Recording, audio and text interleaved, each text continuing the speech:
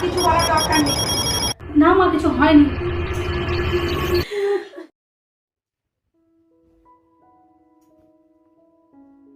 বৌমা, কি হয়েছে মা? বলছি জামা কাপড়গুলো এরকম করে ফেলে রেখেছো কেন? মা আসলে রান্না করছিলাম, হঠাৎ করে জল থাক, থাক। খেয়ে গেলো, ওই জন্য। আর কিছু বলার দরকার নেই, শুদ্ধ কাজের অজুহাত। হুম।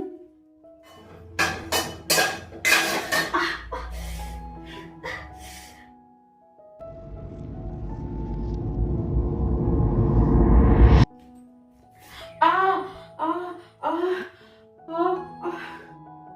কি হলো, কি এত চিৎকার কিসে? কিছু হয়নি মা, সবজি কাটতে কাটতে আমার আঙুলটা কাটা গেল। একটু আঙুল কাটা গেছে তার জন্য এত চিৎকার? ঠং দেখলে পারা যায় না, আদি খেতা যত সব। শিগগিরই রান্নাটা সারোগে।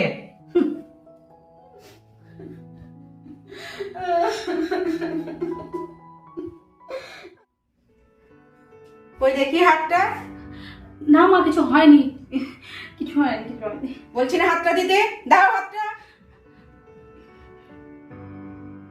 অনেকটা পড়ে গেছে তো, চলো ওষুধ লাগাবে।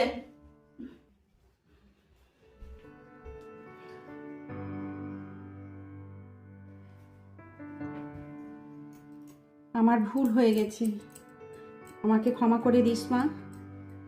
আমি ভুলেই গেছিলাম তুইও কারো বাড়ির আদরের মেয়ে। আজ থেকে তুই আমার বাড়ির বউ না, তুই আমার মেয়ে। শাশুড়ি যদি বৌমাকে মেয়ের মতন ভালোবাসে আর বৌমা যদি শাশুড়িকে মায়ের সম্মান দেয়, তবে যে কোনো পরিবারই স্বর্গে পরিণত হতে পারে।